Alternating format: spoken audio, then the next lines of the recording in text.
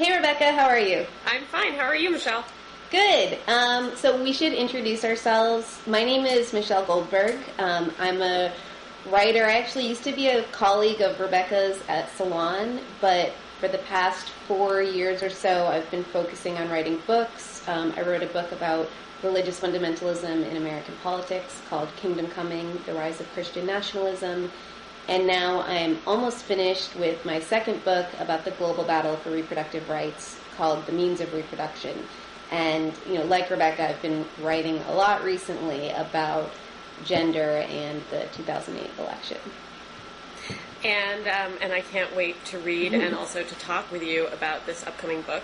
I'm Rebecca Traister. I'm a staff writer at Salon, where I've been for 5 years, and I used to work with Michelle there. I write about gender in politics and entertainment and media, and so I have been keeping a close eye on both the primary battle and now, as we move into the general election, the ways that gender is playing out in the political landscape. Okay, so during the election, I was a much bigger Obama supporter than you were, and you actually voted for Hillary. I did vote for Hillary. And now that Obama is tacking right, not you, but at least one of my Hillary-supporting friends has sent me a couple kind of angry told-you-so emails. And so, I guess let's talk about this. Let's talk about this right word, lurch. I mean, do you feel kind of vindicated in your support for Hillary? Well, I don't know if it's so much vindication. I mean, as you and I have talked quite a bit about our differences between, in terms of our support for Obama and Hillary, my support for Hillary was always a little hesitant. I became much more supportive of her toward the end of the primaries, but I have also been a very big fan of Barack Obama. And I've been very thrilled to support him in the general election. So I don't have personally that kind of I told you so impulse. I do have, as a very liberal Democrat, I have felt some disappointment with Obama, and I certainly can understand for those who are angry, because I've done quite a bit of reporting on a lot of the people who are still angry over Hillary Clinton's loss. And I think that number is dwindling by the day. I don't want to sort of oversell that. But obviously there were some very strong feelings after the primaries were decided, finally. And I've done some reporting with those people, and I think that based on my own feelings, but also just in terms of the people that I've spoken to, I do understand the I told you so impulse for this, and I think this is the reason that makes the most sense. For the reason that makes the most sense for people to be angry, which is that Barack Obama sold himself as a new kind of politician. In fact, because Obama and Hillary were so similar policy-wise in so many ways, the thing that really put him over the edge, and understandably, was the fact that he was not an old-style politician, and he really told us and sold the left on this idea that he was going to practice a new kind of politics. This was not Clintonian. This was not triangulating politics. This was not politics of, appeasement and compromise and faux compromise. But it's kind of bizarre for Hillary supporters to be angry at Barack Obama for behaving in a Clintonian fashion. I agree with you. I think it's a strange twist, but I think that has to do with how the two candidates were marketed. I myself, as a Clinton supporter, she would have done all of these same things. There's no question in my mind that she would have made many of these same choices, many of these same troubling statements, probably a lot more that I don't even want to imagine. And that's in part why my support for Clinton was always a very hesitant one. I was never a Hillary person from way back for precisely these reasons, because I felt that she'd moved far too much toward the center in her political life. But that said, I always felt like when I finally did throw my support behind Hillary, I knew what I was getting. She's one of the Clintons, right? She is Clintonian politics, literally. And I was ready to take on that kind of disappointment that I knew I'd feel in exchange for some things that I liked about her as a candidate, in terms of her experience, in terms of some of her economic policy, in terms of her health care plan, and in terms of her toughness, which I felt was going to get her through the general election. So I wouldn't have been surprised, though of course I would have been dismayed when she did all this. With Obama, I think that there's a real surprise from a lot of people who supported him, and frankly, one of the hardest things about supporting Obama is that people have been so fanatical and excited about him that any slips are going to look much worse on him than they would on somebody who's already, been tarred as a centrist and, and a triangulator. I keep feeling like I should be angrier at him than I am. I've kind of known all along that it was inevitable that he was going to disappoint me. One thing I always said about, Hillary and Obama was that I thought Obama would disappoint me, but I didn't think he would disgust me.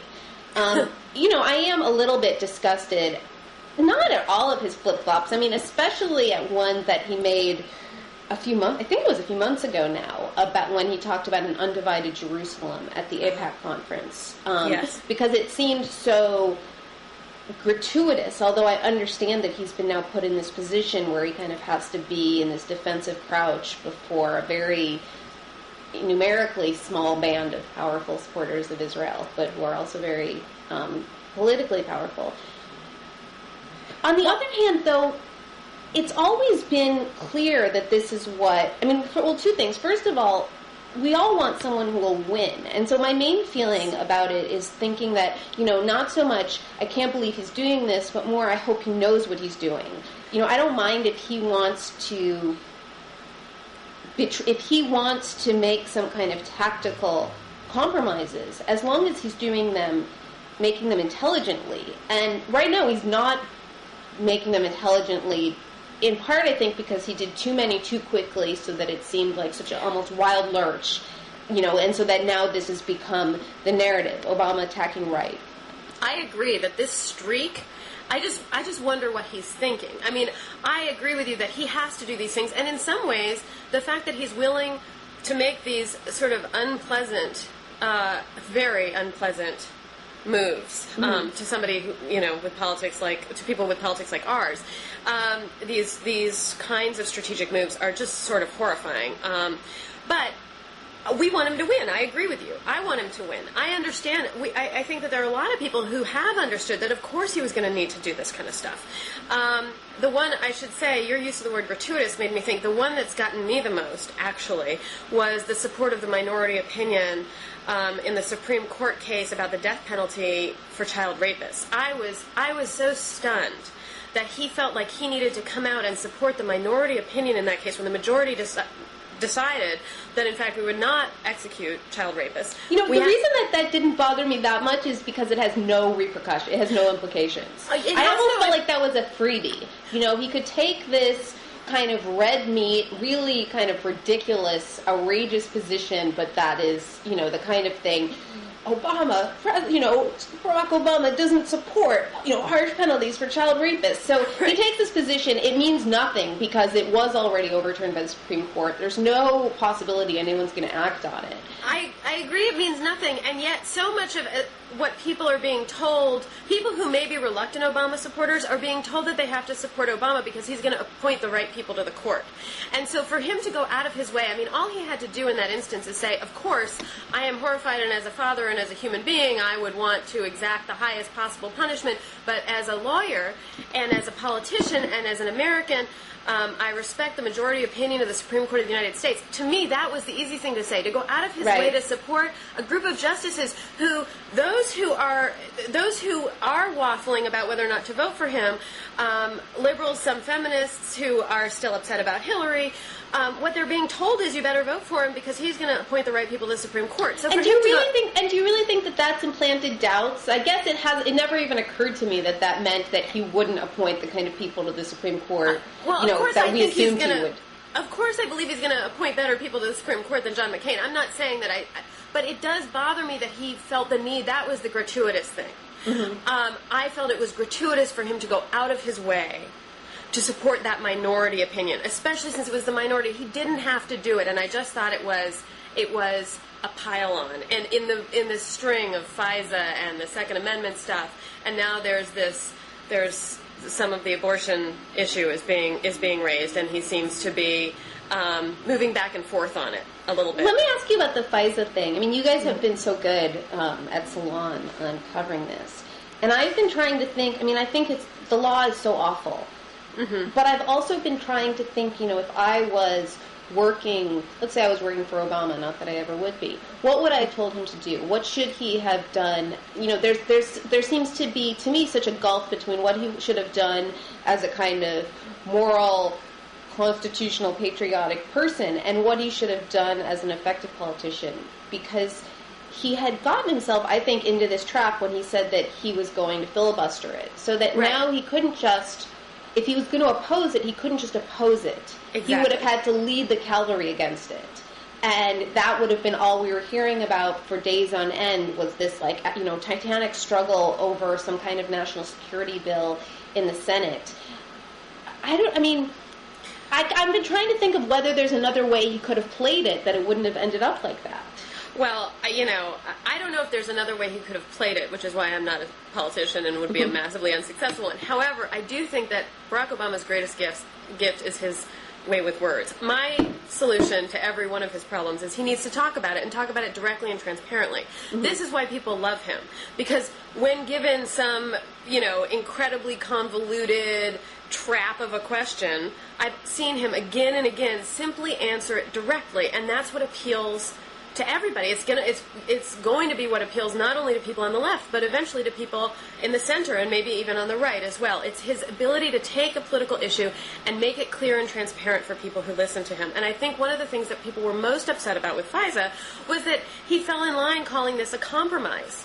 It was language that was part of what made people so angry here, and nobody has a better way with language than Obama. So, you know, as for how he could have played it and the politicking of who he needed to get on his side and filibuster versus opposition, I can't come up with a good strategy for that. But I can say that I wanted to hear him talk about the choices that he made and why. And to talk more honestly and directly about what these choices actually meant, that what this bill actually meant, what part of this was compromise, what part. I wanted him to address it honestly, and I felt like the dishonesty there, not just from him, but from all the Democrats, was really what enraged people. And if he just sort of talked it out, everybody would have been much calmer about it. It's a strange thing, because, I mean, both of us know that nobody with our politics precisely could ever be elected president of the United States. Right.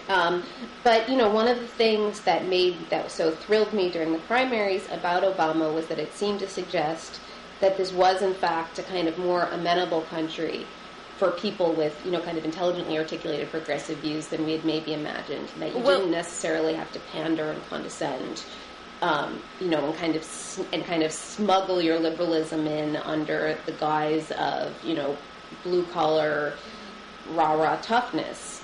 You made that point to me. You made the most eloquent argument to me of anybody I ever spoke to when I interviewed you for a story, and you made this argument about Obama, and it sort of made my heart sing, and I thought, I'm going to love him after all. You know, I do. I'm very excited about him.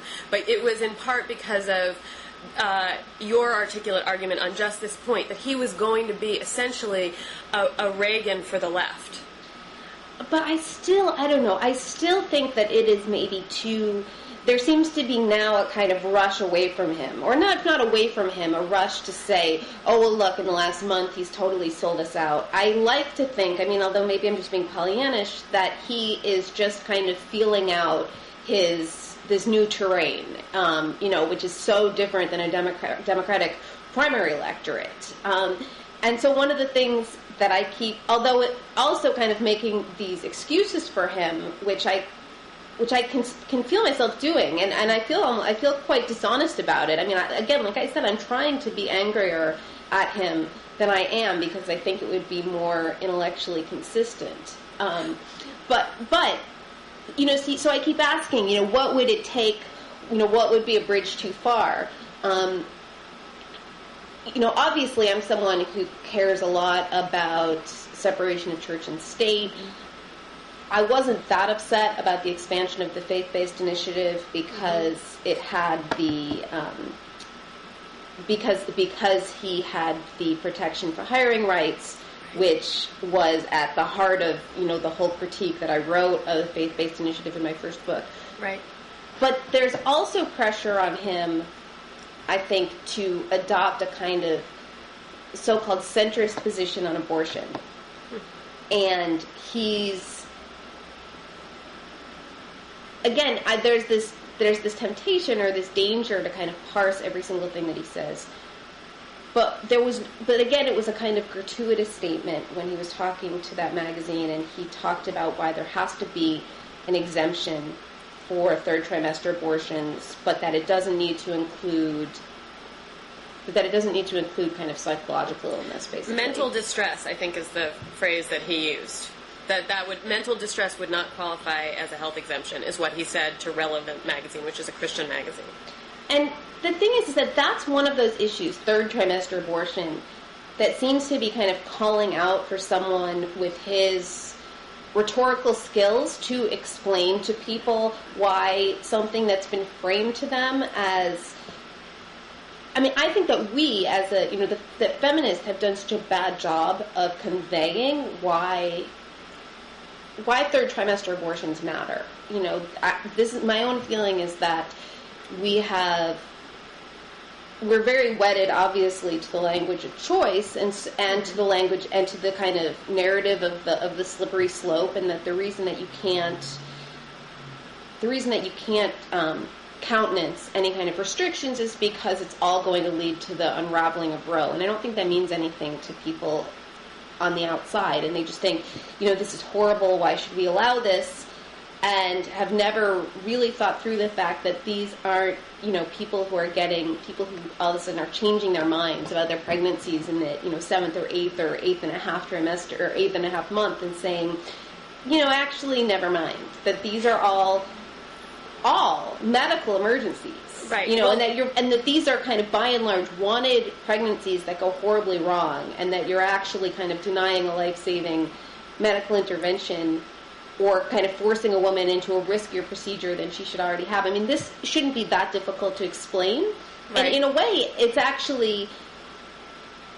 it should be more, I always think it should be more easily justifiable than, people who get outraged about abortion on demand. But this isn't abortion on demand.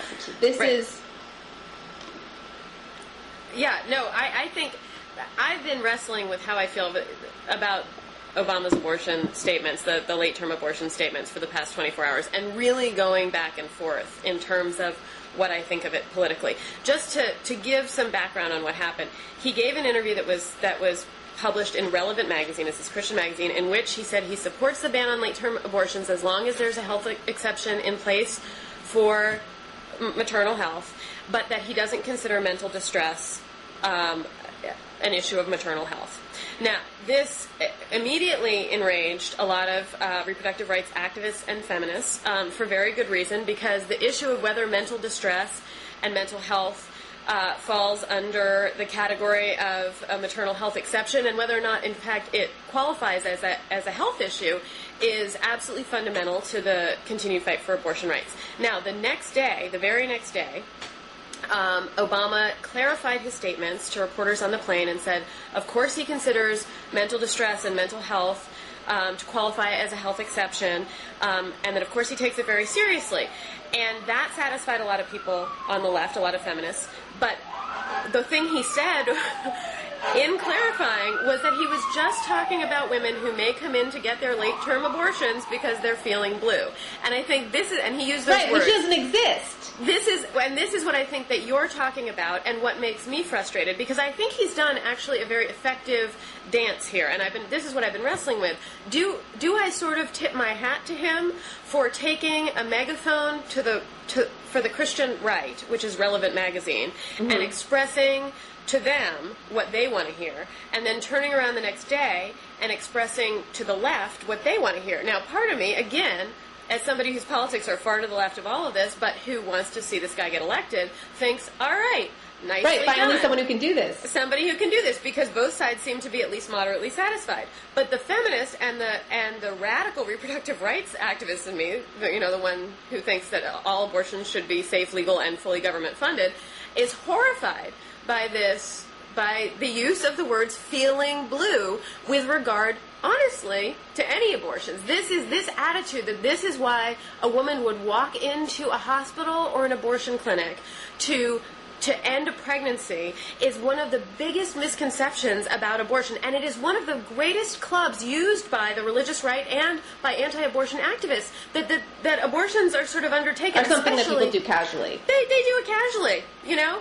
And there's a whole other argument to be made about abortion on demand in early stages, but this idea that you would take a late-term pregnancy and even consider terminating it because you were just sort of down is so... I do think, though, that there is something to be gained, or something to be, and he hasn't really done this, but maybe we have to do this, maybe someone has to do this, to acknowledge people's revulsion at the, and to acknowledge that there is a kind of categorical difference between a 5-week-old fetus and an 8-month-old fetus, and to, acknowledge and I think a willingness to draw some kind of moral lines, and while at the same time making clear that when these abortions are undertaken, they're not undertaken, again, because somebody has casually changed their mind, or even because somebody has not so casually changed their mind. I mean, that these are when something has gone,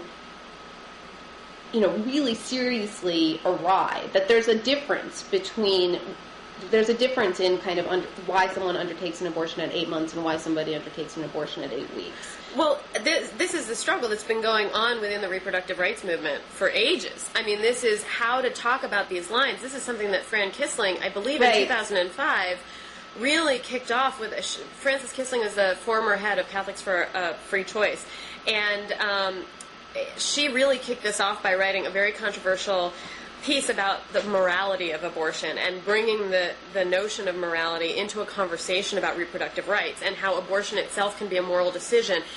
And this frightened, the choice movement has to learn how to grow. I think we agree on this. Well, Frances Kissling is actually writing a book now, I believe, about the value of the fetus. Yes. Which is something that I understand because it's been used as a club that I feel, that reproductive rights activists have felt like they can't give an inch on talking about the fetus as having any value. Right. And so there's this internal contradiction that all of us are aware of. I mean, all of us are aware of, I think, the fact that we see our friends' ultrasound pictures or our own ultrasound pictures. That now come in 3D, and you can look at, I just saw an ultrasound picture the other day of a child that looks like a photograph of the child's face. It wasn't just the blob.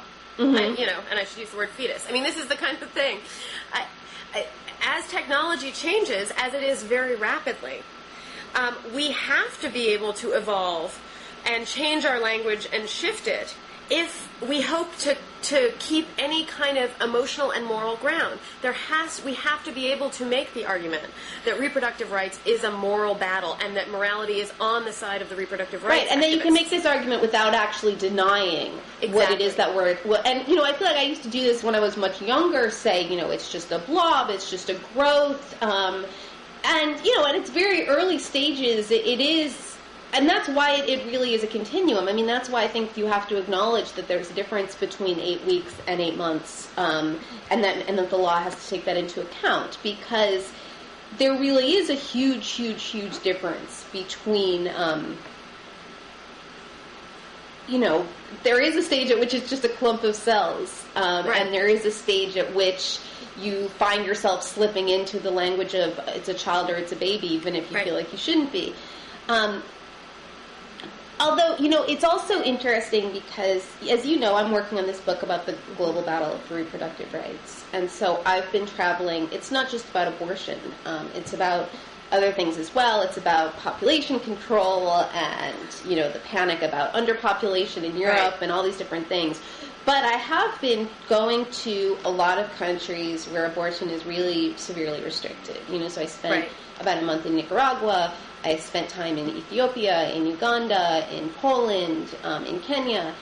And what's amazing to me is that, we here in the United States, we still talk about kind of for us, the kind of back alley abortion and the botched abortion is just a legend.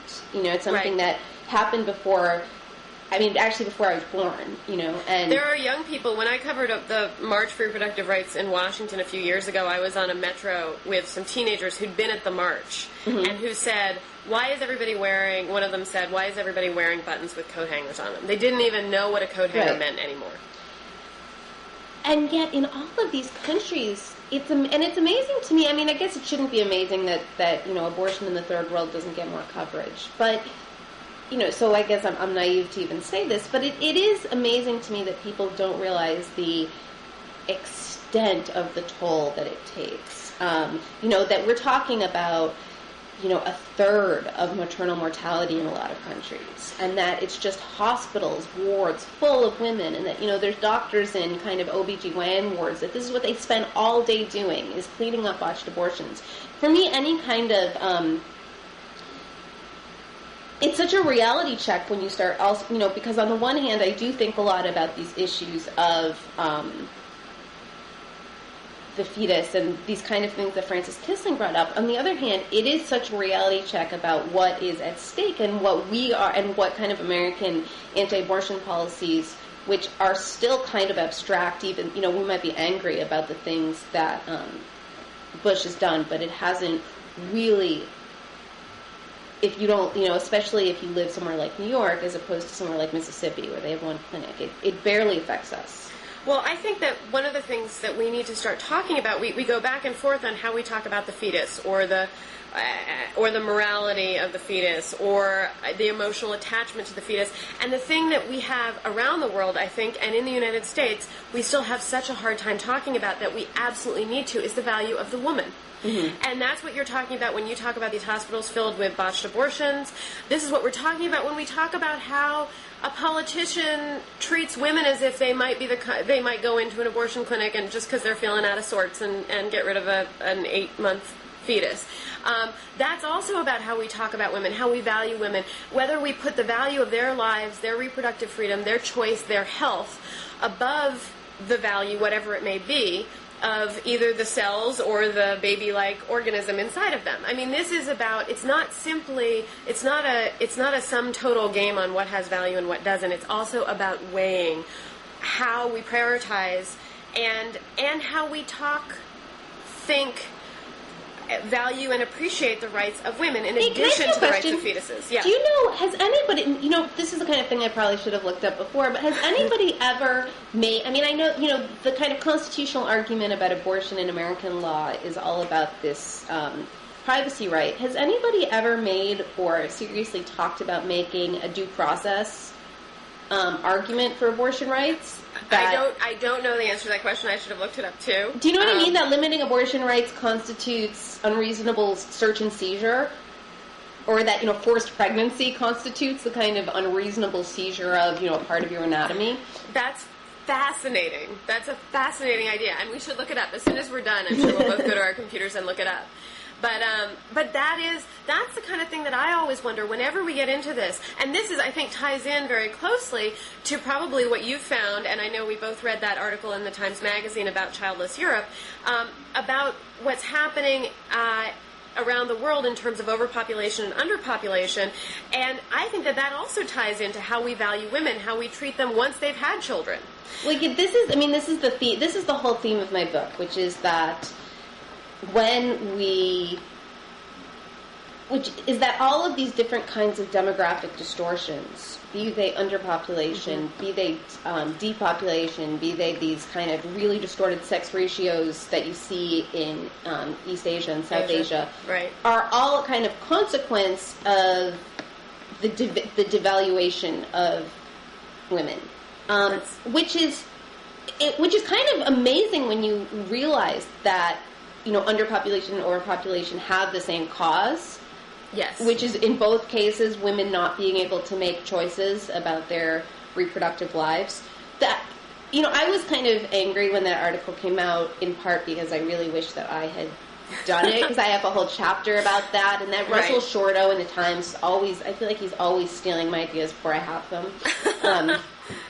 But and it's interesting because for a long time, this issue is so prevalent on the right. And I've read so many, well, not only have I read so many books about it, so many right-wing books about it. I mean, there's a documentary called Demographic Winter.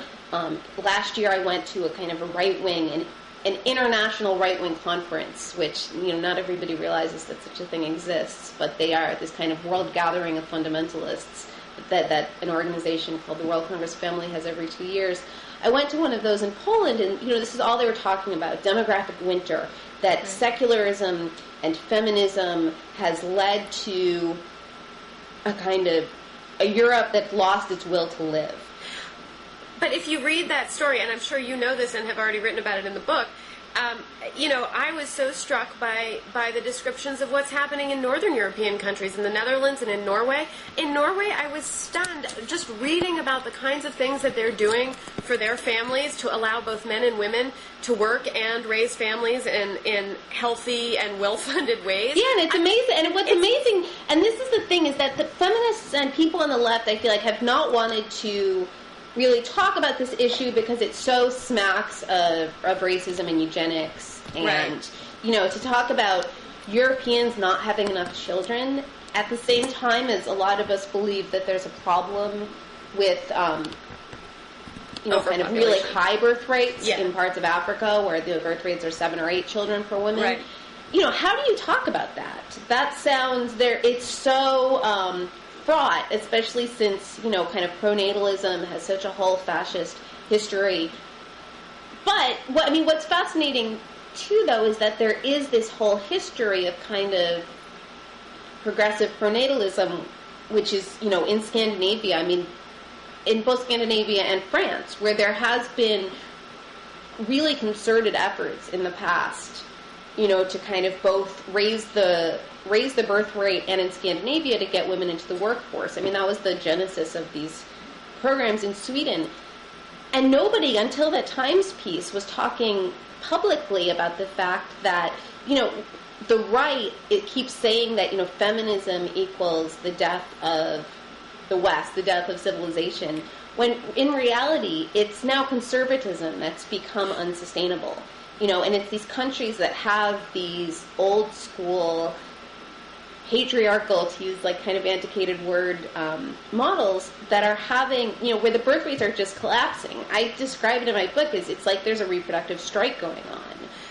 Well, I think that just to give some background to anybody who may be watching this but didn't read the very, very long piece in the Times Magazine, part of what was revealed was, and I hope I get this right, I'm doing it from memory, but that in Norway, women get an average of, or maybe actually state-sponsored, 54 weeks maternity leave. Could that be right? Yeah, and men get 6 weeks paternity leave, and that they're talking about making paternity leave compulsory because they want to ensure that there's not an imbalance in terms of who gets foisted with most domestic responsibility.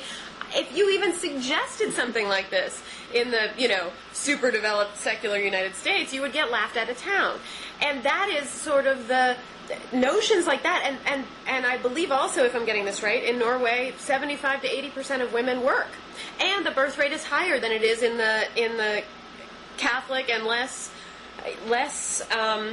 secularly evolved countries in Europe where they're so worried about not meeting a replacement rate. Well, yeah, in Sweden, I know the Swedish case better than the Norwegian case, even though they're similar. But basically you have countries like Poland, Italy, where else?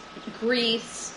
They have kind of catastrophically low fertility. Spain, we're talking an average of 1.3 children per woman, which is eventually going to portend real problems for pension systems and economies and all kinds of things. And in Scandinavia, the birth rates are closer to 1.8, 1.9, which is still slightly below replacement, but is sustainable and, is not the kind of thing that's going to create any problems for people or create big problems for these societies down the road. The United States, it's 2.1, which is exactly replacement fertility, meaning that the United States is not growing, but it's also not shrinking. And the reason we have replacement fertility is because of Mexican immigrants, who have an average of, white American women and black American women both have kind of closer to French or Scandinavian levels of fertility. That's interesting. Yeah, it is interesting because Both there's also this racist white. idea that, because there's also Yeah. this racist idea, right, that kind of African American women are out there having so many children. No, they're really not. But I would love to see, and part of it is that this is not going to become an issue in the United States anytime soon because we have replacement fertility. So Right. there's this conservative British MP named David Willits who made an argument, the Times quotes him, I quote him, where he says, feminism is the new natalism, which I love. Which is that we now know that if you really are kind of concerned about raising birth rates, this isn't a reason why you have to take women's needs seriously. But because here we have replacement fertility, that kind of, justification is not going to work. I think it's so interesting, and this is going to probably shift this back a little bit to the presidential season here in the United States. Reading that story and having this conversation makes me think so much about how the issues that get talked about during an election in a sort of condescending, pandering way as women's issues like health care, reproductive rights, child care, education, and I think that people say, oh, those are the things that women like to talk about. And this always drives me nuts because it's sort of as if they also like to talk about, puppies and flowers and things like education and babies and houses. And in fact, conversations like this really demonstrate the ways in which these issues are what serve as the impediment to social, professional, and economic equality for women. And but not just for women. But that's the thing, is that it's not. It's about it. But I don't know. I guess I despair of people ever taking these issues seriously for women's sake. If it just affects women, I don't know that there's. I've been more and more kind of convinced lately that. That men just are not interested, even if they're well-meaning, even if they just don't care. But they do care when it becomes a kind of a bigger strategic issue. They start caring when it becomes about pensions, or when it becomes about the environment, or when it becomes about population. But let me ask you, do they care in Scandinavia, in places where there's, perhaps enforced or at least state-supported paternity leave, where in fact men are doing half of the domestic duties, and that's having an impact on their professional lives too? Do they care more about these kinds of issues in countries where there is the success of feminism? Well, yes and no. In Scandinavia, they actually started this. All of this started these kind of Scandinavian family policies. It wasn't so much because they were super concerned about women. It was because in the post-war era they had a labor shortage. And there was a labor shortage in different European countries. And Germany, the unions in Germany responded to it with the guest worker policy, which gave them kind of this widespread Turkish immigration. The Swedes had some immigration, but they responded to it by this kind of widespread recruitment of women into the workforce. But it was driven by a labor shortage. And then what happened was the women got into the workforce, they became unionized, and became the biggest constituency of these social democratic parties. And so on the one hand, yes, obviously men have more progressive attitudes. I've seen surveys about, in Scandinavia, way more people think that, mothers should work than in other countries. But and it's not like Scandinavia is totally idyllic. The Scandinavian workplace is actually more segregated than ours is. In terms of these women have been recruited into the public sector, but that's really where women are concentrated, is in the public sector.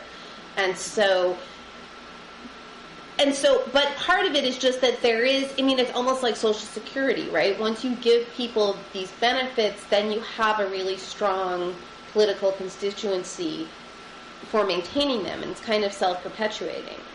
Even in Scandinavia, they're trying to get men to take more paternity leave. What they do in Sweden is, I think you get 13 months altogether, and it can be split up however you want. Right. But at least one of the months, if a man doesn't take it, it's forfeited. And so they're clearly trying to get men more involved, but even there, and they've made a lot more progress than we have. Well, certainly. I mean, we don't. There's not a lot of paternity leave around. You know, there's not a lot of maternity leave. There's not a lot either. of maternity leave either. Right? Exactly. We're working from a deficit here.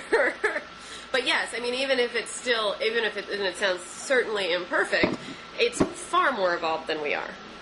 At least when it comes to that. As you say, the workforce may not be idyllic, but those kinds of things, when you're talking about state-sponsored maternity leave, you're talking about something that would utterly change the way that the American workforce looked, I think. And I mean, and I guess this is the argument that people have made, which I've never bought, but for women, voting as a bloc, which is that's the only way you're ever going to get. I mean, I still think that that you can't kind of simply say that if you care about women's rights, you have to vote for this or that candidate. I don't think Hillary Clinton was going to give us, long-term paid maternity leave either. But that is the only way it's ever. I mean, I think we're so far away from it. That's the other thing that's kind of, when you look at like what we're arguing about in this election and what we would, actually like to see, it kind of fills you with, despair. Yeah. I now feel filled with despair. What do you think? I mean, you say that you think that talking to women and men about women is not going to get us anywhere politically. So well, I don't know. I have such mixed. On the one hand, I would like to think it would. There's a lot of kind of saying. Well, it's interesting. I've seen some people complaining. This is kind of totally unrelated but about this new Ira Glass anthology. Which is called like the Kings of Nonfiction, and some people have mentioned that. There's only 2 women in it, and, it has this title, Kings, and I feel so weary of complaining that men, I just feel like you're never going to kind of complain and browbeat men into caring about stuff that they just don't care about. Right. It's only when it seems to be, something kind of world historical at stake, which there is something world historical at stake, that it will stop being treated as, a matter of lifestyles. Right. Oh, I want to go back a little bit to the power of sort of browbeating men, which I agree with you. I do agree with you. Hesitantly, I hate to use the word browbeating, but I do think that there are men out there who care about this stuff and who respond when you raise points that they may not have noticed. They may just not have noticed that their anthology is called The Kings of Nonfiction and only includes 2 women, and so maybe there's a value in pointing it out. I agree it probably is not going to galvanize them politically, but I do think that there is a power in pointing this stuff out and talking about it in gendered terms, and that is in possibly reaching women who could have a tremendous amount of political clout. Again, are they going to vote as a bloc? No. But to get them engaged, women do have political capital, a huge amount of it. And whether or not they move as a bloc or whether they move in different directions, they can certainly shift the way the conversation goes, and they can shift the way elections go. Well, what you just said, actually I think, now that I think about it, when you say, that there is value in pointing it out, maybe it's more just that it is so tiring and it puts us in such a miserable position. It just it makes you the kind of perpetual killjoy. Right. Well, this is a problem. This is another one of feminism's image problems, which is to be. And I sort of think about this all the time as a sort of resident feminist critic who's always pointing out that maybe the anthology shouldn't have been called The Kings of Nonfiction. Right. It does. Even when you don't feel like you're a humorless person, at a certain point, when you're pointing out these things over and over again, because they just don't cease. They just keep coming. It's the ocean, just waves and waves of things that you need to point out. At a certain point, you can't help but feeling like the, nagging humorless, you fill in whatever stereotypes about humorless feminism you want. You sort of find yourself fulfilling everybody's nightmare expectation of what feminism means. And so, but I do think that that's a challenge. That's also a trap that's been set up for us by the perpetuation of these stereotypes about how feminists are witchy, irritating ladies who are always telling you who are always scolding you for something you've done wrong. If we allow that to stop us from pointing them out, then they win. It's a tool that's also used against us. And so I think the challenge is to shape our language in the same way we talk about how the pro-choice movement needs to learn how to talk more effectively and emotionally and persuasively about the kinds of morality that are at stake. Right, but it also, you're right, I understand what you're saying, but I also just, it feels, it's so, on a kind of individual intellectual level, it's so tedious. I completely agree. It's kind of like the arguments about the nutcrackers that people kept making. On the one hand, I understand that the nutcracker was fucked up, but how much? I remember I would come back from, a country where, you have widespread honor killing, or, Uganda, where they tried to pass a law against spousal rape, and they couldn't do it because these male legislators kept saying that, the real violence in marriage is women who try to deny their husband's sex. And then come home and hear again about the nutcracker. I think, don't we have other things? I understand that these things, because they're cumulative, and they are the kind of small things that shape our culture, but it is such a trap, because it just feels so picayune and small. Yes. Well, this is, as somebody who, in all the stories I wrote about the Clinton campaign and gender and sexism, and I wrote a lot of them, if I had to write nutcracker or iron my shirt or the cackle or the pantsuits one more time, I was so bored. And this is what I take apart for a living, and this is what I feel very passionately about. But like you, those things became uninteresting to me almost instantly after they were pointed out. Mm-hmm. And I'm not saying that they're not important. They are important. But those were the tiny signifiers. And every time I wrote about sexism, and every time I talked to people about sexism, they named them, and I was so sick of them. And I was like, all right, already, there's a nutcracker, she breaks balls, whatever. It wasn't interesting to me. What was interesting were the bigger ideas about how she was being discussed by the media, within the campaign.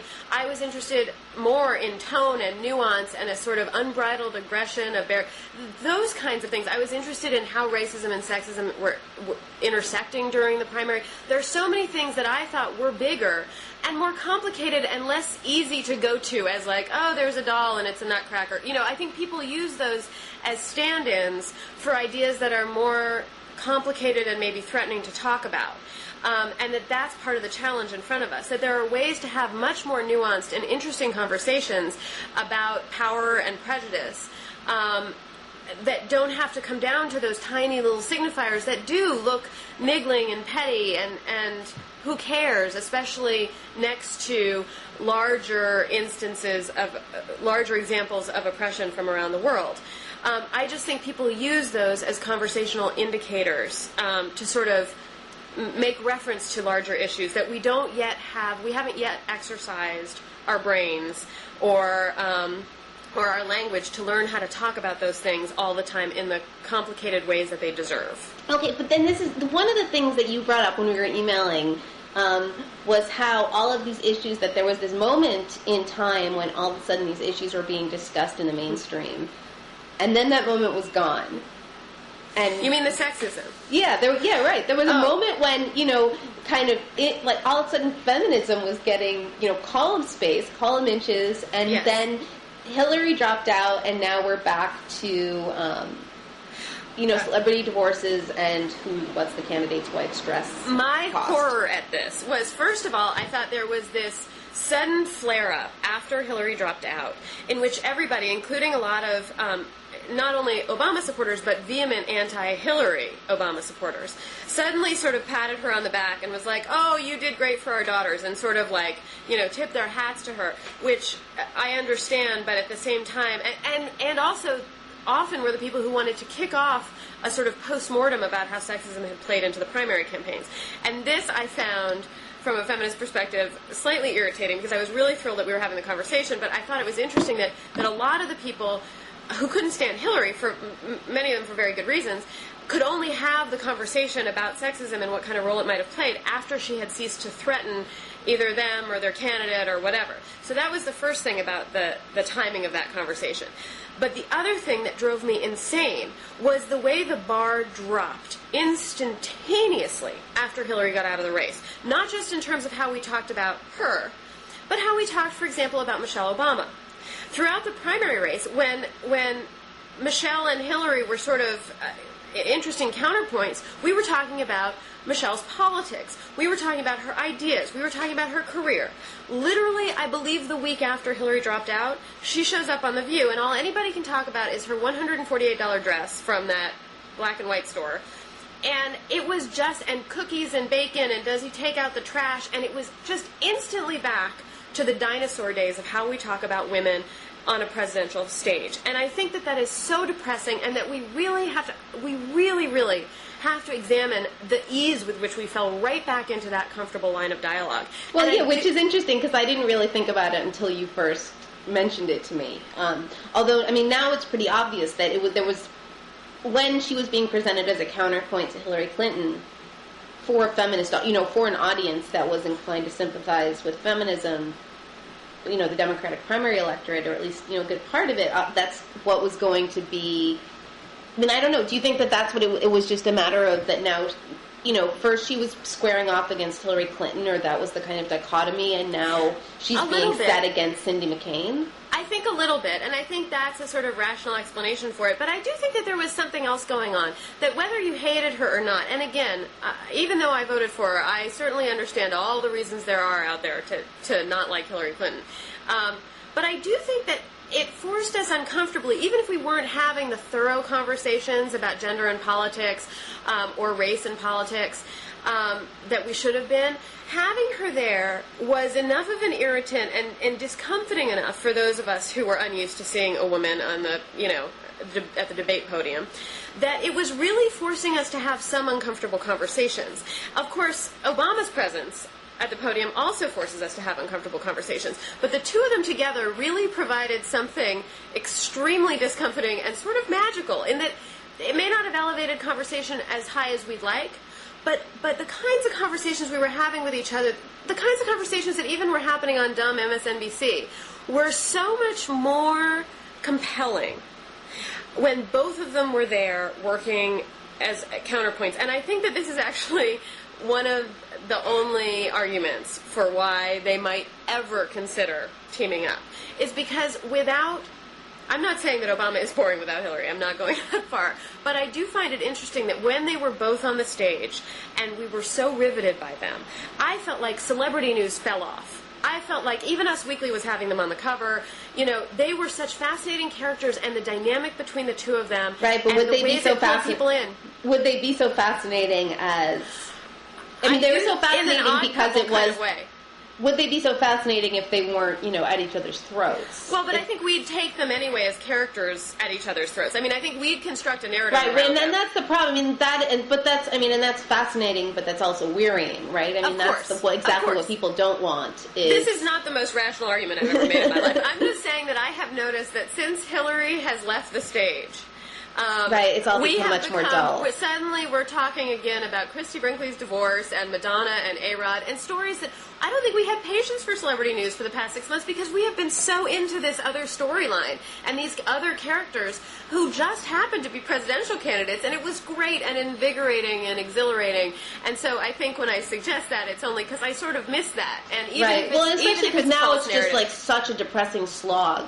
Yes. I mean, when you look at like that Wesley Clark thing. I mean, and not like, I mean, the thing is that that's like making a big deal out of that kind of thing is exactly what the Clinton campaign did and exactly what made me crazy. But still, the idea of 4 more months of this, again, talk about like petty and niggling and humorless. I mean, that's what we're going to, that's like this kind of inferno that we're all about to descend into. With that, maybe we should wrap up. But it was on that happy note. Okay, well, it was so good to talk to you. I hope we can do this again sometime. Too. Me too. It was really fun. Okay, bye-bye. Bye.